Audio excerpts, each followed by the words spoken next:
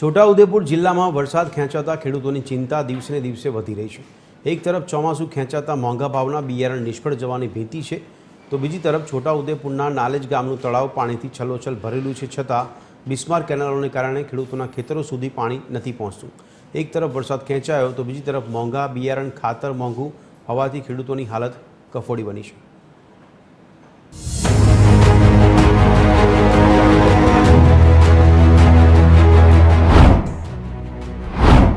છોટાઉદેપુર જિલ્લામાં વરસાદ ખેંચાતા ખેડૂતોની હાલત કફોડી બની છે। મોંઘા ભાવના બિયારણ વાવ્યા પછી પણ પાણી વિના પાક સુકાઈ રહ્યો છે। નાલેજ તળાવ પાણીથી છલોછલ ભરેલું છે, પણ કેનાલો તૂટેલી હોવાથી ખેતરો સુધી પાણી પહોંચતું નથી। જો તંત્ર તાત્કાલિક કેનાલ રિપેર નહીં કરે તો ખેડૂતોનો પાક સાવ નિષ્ફળ જશે।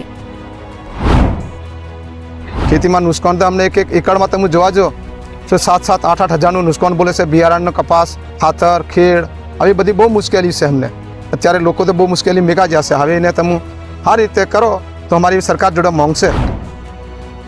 વરસાદ લંબાવાના કારણે પાક નિષ્ફળ ગયેલો છે અને 60-70% જેવો પાક બળી ગયેલો છે। જેથી વરસાદ લંબાવાના કારણે આ મોંઘું બિયારણ, ખાતર એના કારણે નુકસાન થાય। તેથી નાલેજ ગામમાં ડેમ આવેલો છે। ડેમના 2 વર્ષ થઈ ગયા, પણ કેનાલ અને કૂવા હજુ તૂટેલા છે, સારા નથી કરતા અને વારંવાર રજૂઆત કરવા છતાં કોઈ તંત્ર ધ્યાન દેતા નથી। બિયારણ અને ખેતીના સાધનોના ભાવમાં સતત વધારો થતાં ખેતીનો ખર્ચ અનેક ગણો વધી ગયો છે। બીજી તરફ કુદરત પણ રૂઠી છે। વરસાદના ભાવે ખેડૂતો આર્થિક સંકટમાં ઘેરાયા છે। એક તરફ ખર્ચ વધી રહ્યો છે તો બીજી તરફ વરસાદના ભાવે મહેનત પર પાણી ફરી વળે તેવી સ્થિતિ સર્જાઈ છે। હવે જગતનો તાત લાચાર બનીને આકાશ સામે મીટ માંડીને બેઠો છે। કપાસનું છે, મકાઈનું છે વાવેતર તો 90-80% તો થઈ ગયું છે, પણ વરસાદ ચોમાસું લાંબુ ખેંચાવાના કારણે લોકોને મુશ્કેલીનો સામનો કરવો પડ્યો છે કે કોઈ 2 વાર ઓરે છે, કોઈ 3 વાર ઓરે છે, એવી પરિસ્થિતિ છે અમુક। એમ તો મારા ખેતરમાં અમને મકાઈ ને કપાસની વાવેતર કરેલી છું। વરસાદ પહેલા પડ્યો એટલે મને લાગ્યું હવે વરસાદ પડવાનો છે, એટલે વરસાદની આશાએ હું મકાઈને એવું વાવેતર કરેલું છે, પણ હાલમાં વરસાદ પડે એવું લાગતું નથી અને અમારે પાણીની સુવિધા ગાંદરિયા ડેમ છલોછલ ભરાયેલો છે, લેકિન પાણી જડે એવી વ્યવસ્થા લાગતી નથી, કારણ કે ગાંદરિયા ડેમની જે કેનાલો છે એ અમને બધી તૂટી ગઈ છે, બુરાઈ ગઈ છે અડધી।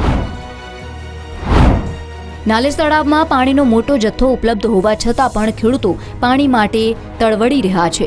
ખેડૂતોની હાલત એટલી ખરાબ છે કે ચાલુ વર્ષે તો પાણી મળવાની કોઈ આશા નથી। ખેડૂતોની માંગ છે કે તંત્ર જાગે અને વહેલી તકે મરામત શરૂ કરે, જેથી શિયાળુ પાક બચાવી શકાય। જિલ્લામાં વરસાદ લંબાતાની સાથે ખેડૂતો પારાવાર મુશ્કેલી ભોગવી રહ્યા છે। પ્રથમ વરસાદ પડતાની સાથે ખેડૂતો ખેતી કામમાં જોતરાયા હતા અને ત્યારબાદ વરસાદ લંબાતા ખેડૂતોને અત્યારે પારાવાર મુશ્કેલી ભોગવવાનો વારો આવ્યો છે। આજે TV30ની ટીમ છોટાઉદેપુરના નાલેજ, પીપળેજ, ઓળિયામાં ગામની મુલાકાત લીધી છે, ત્યારે ખેડૂત દ્વારા જે ખેતીમાં જોતરાયા હતા અને ત્યારબાદ મોંઘામાઈનું બિયારણ નાખી અને ખાતર નાખી અને સારી ખેતીની આશાએ તેઓએ ખેતીનું કામ શરૂ કર્યું હતું, ત્યારે છેલ્લા 7-8 દિવસથી વરસાદ લંબાતા ખેડૂતો પારાવાર મુશ્કેલીમાં મુકાઈ ચૂક્યા છે। ખેડૂતોનું કહેવું એવું છે કે જો વરસાદ વધુ લંબાશે તો તેઓએ જે મોંઘામાઈનું બિયારણ નાખ્યું છે, ખાતર નાખ્યું છે, જે અંકુર ફૂટી નીકળ્યા છે તે પણ બળી જવાની સંભાવના છે। હાલ તો ખેડૂતોના ખેતરો સૂકા ભટ્ટ જોવા મળી રહ્યા છે। અજય જાની, TV30 ગુજરાતી, છોટાઉદેપુર।